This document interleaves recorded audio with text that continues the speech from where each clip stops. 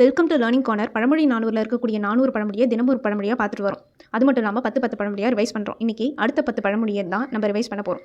முதல் பழமொழி, பல்கட்ட பெண்டீர் மகார் துறவு கொள்க. இதுக்கான பொருள் என்னென்னா, வன்மையான நெஞ்சம் உடையவருக்கு பின்னாடி நம்ம போனோம்னா நம்மளும் அழிஞ்சு போயிடுவோம். இதை எதுக்கு சுட்டி காட்டுறாங்கன்னா, ஒரு மனை வாழ்க்கை, அதாவது திருமணம் செய்து குழந்தைகளோடு வாழக்கூடிய வாழ்க்கைன்றது துறவு போகிறதுக்கு தடுக்கக்கூடிய ஒரு தலையாகும் அப்படின்றத தான். அதாவது இந்த பழமொழியே துறவு கொள்கை, அப்போது நீங்கள் இந்த திருமணம்லாம் செய்து கொள்ளக்கூடாது அப்படின்றத பல்கட்ட பெண்டீர் மகார் துறவு கொள்கை அப்படின்னு சொல்கிறாங்க. அடுத்தது, புலிப்புற துன்பார் உணா இகழ்பவர் அழிவார்.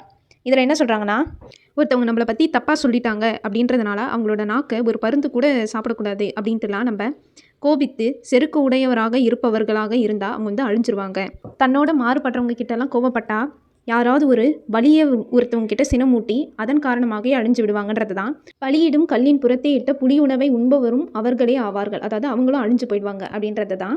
புலிப்புறத்து உண்பார் உணா இகழ்பவர் அழிவார். அடுத்தது, பரிசழிந்தாரோடு தேவரும் மாற்றல் இலர். அதாவது தேவரும் அஞ்சுவர். இதுக்கான பொருளை பார்ப்போம். பண்பு கெட்ட கயவர்கள் கிட்ட தேவர்கள் கூட ஒரு வார்த்தை பேச மாட்டாங்க. அதாவது கற்ற வல்லவர்கள் கூடியிருக்கின்ற ஒரு அவையில் கல்லாமலும் கற்பவர் சொல்வதை கேளாமலும் ஒருத்தவங்க வந்து சொல்லாடுறாங்கன்னா அவங்கள கண்டா தேவர் வந்து, அதாவது நல்லா படித்தவங்க வந்து அஞ்சு ஒதுங்கிடணும், அவங்க வந்து பண்பற்றவர்கள் அப்படின்ட்டு ஒதுக்கிடணுன்றது தான். பரிசழிந்தாரோடு தேவரும் மாற்றல் இலர் அப்படின்னு சொல்கிறாங்க. தேவரும் அஞ்சுவார். அடுத்தது, பயின்றது வானகம் ஆகிவிடும் உலகம் விரும்பும் ஒழுக்கம்.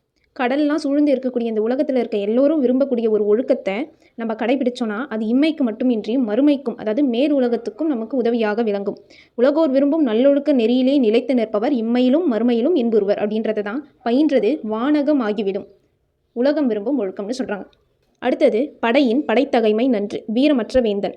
மற்ற ஆற்றல்கள், அதாவது கொடைப்பண்பு, செங்கோன்மை முறை, படைக்குடி கூழ் முதலியவற்றெல்லாம் நல்ல கோட்பாடு உள்ள சிறந்து விளங்கினாலும் கூட பேராண்மை, அதாவது இவர் போய் நின்னா பகைவர்கள் வந்து சிதறி ஓடணும், அப்படி ஓடாமல் இவர் வந்து ஒரு வீரம் இல்லாமல் இருந்தாருன்னா அந்த நாட்டுக்கு அந்த வேந்தன் காவலுக்கு தகுதி உடையவனாக இருக்க முடியாது. இதை தான் படையின் படைத்தகைமை நன்று, அதாவது வீரமற்ற வேந்தனை குறிக்கிறாங்க. அடுத்தது, பசுக்குத்தின் குத்துவார் இல் புல்லுரைக்கு எதிர்உரை. இதுக்கான பொருள் என்னென்னா, ஒரு பசு குத்திடுச்சு அப்படின்றதுனால யாரும் அதை போய் திரும்ப குத்திட்டு இருக்க மாட்டாங்க. இது எதுக்கு ஒப்புமையாக சொல்கிறாங்கன்னா, கீழோர்கள் வந்து புண்மையான பேச்சு ஏதாவது பேசுகிறாங்கன்னா தானும் சினம் கொண்டு கற்றறிந்த சான்றோர் எதிர்பேச்சு பேச மாட்டாங்க. அதாவது அறிவற்றார் பேசும் புன்சொற்களை கேட்டு சான்றோர் அதனை பொறுப்பாங்களே தவிர எதிர்பேச்சு பேச மாட்டாங்கன்றது தான். பசுக்குத்தின் குத்துவார் இல், அதாவது புல்லுரைக்கு புண்மையான ஒரு உரைக்கு எதிர் உரை பேச மாட்டாங்கன்றது பொருள். அடுத்தது, பசி பெரிதாயினும் புல் மேயாதாகும் புலி உயர்ந்தவர் வழுவார். அதாவது ஒரு புலிக்கு பசிச்சிடுச்சுன்றதுனால ஒருபோதும் புல்லை போய் சாப்பிடாது. அதுபோல தான் என்னதான் வறுமை வந்தாலும் கூட உயர்ந்த பண்புடையவர்கள்ன்றவங்க அவங்களோட அந்த உயர்ந்த நிலையிலிருந்து கொஞ்சம் கூட தளர மாட்டாங்க. அதாவது இழிந்த செயல்களை செய்ய மாட்டாங்கன்றது தான். பசி பெரிதாயினும் புல் மேயாதாகும் புலி உயர்ந்தவர் வழுவார். அடுத்தது, நோற்றாருக்கு சோற்றுள்ளும் வீழும் கறி.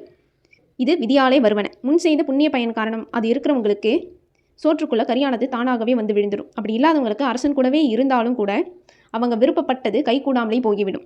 இந்த உண்மையை தெரியாதவங்க தான் யாரையாச்சும் பார்த்து இவர் எளியர்னு நினைப்பாங்க. அந்த மாதிரி இகழ்பட்டவரும் கூட இந்த ஊழ்வினை காரணமாக செல்வராக முடியும்.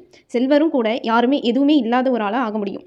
இதை தான் நோற்றாருக்கு சோற்றுள்ளும் வீடும் கறி விதியாலே வருவன அப்படின்னு சொல்லியிருக்காங்க. அடுத்தது, நோவா செயல் நோயின்மை இல் துன்பம் செய்யாமை. மிகுந்த அன்பு உடையவருக்கே யாராச்சும் ஒரு விஷயம் செஞ்சால் அந்த பொறுமை இழந்து விடுவாங்க. நம்ம போய் இவங்க பொறுத்து கொள்வாங்க, அதனால் எந்த ஒரு பொல்லாத செயலும் செய்யலாம் அப்படின்ட்டு நம்ம செய்யக்கூடாது. அப்படி நினைச்சோன்னா அது வந்து நம்மளோட மதியினம் அறிவில்லாத தனம்னு சொல்கிறாங்க.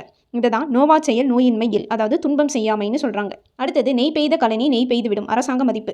இன்றைக்கி ஒரு பாத்திரத்தில் நெய்யிட்டு வைக்கிறோன்னா பின்னரும் அதே பாத்திரத்தில் தான் நெய்யிட்டு வைப்போம். இது எதுக்கு ஒப்புமைனா, ஒரு அரசருக்கு பிடித்த சிறந்தோன்ட்டு ஒருத்தவங்களுக்கு மதிப்பு கொடுக்குறாருன்னா ஏனைய மக்களும் அதே மாதிரி மதிப்பு கொடுப்பாங்க அப்படின்றது தான். நெய் பெய்த கழனி நெய் பெய்து விடும், அதாவது அரசாங்க மதிப்புன்னு சொல்கிறாங்க. இது வரைக்கும் 120 பழமொழியை நம்ம சேனலில் ஷார்ட்ஸாகவும் 10 பழமொழியாக ரிவைஸும் பண்ணியிருக்கோம். மறக்காம அதை பார்த்துருங்க. இந்த வீடியோ பிடிச்சிருந்தா லைக் பண்ணிட்டு யூஸ்ஃபுல்லாக இருந்தால் உங்கள் ஃப்ரெண்ட்ஸ்க்கு ஷேர் பண்ணுங்கள். மறக்காம லேர்னிங் கார்னரை சப்ஸ்கிரைப் பண்ணிடுங்க. தேங்க்யூ.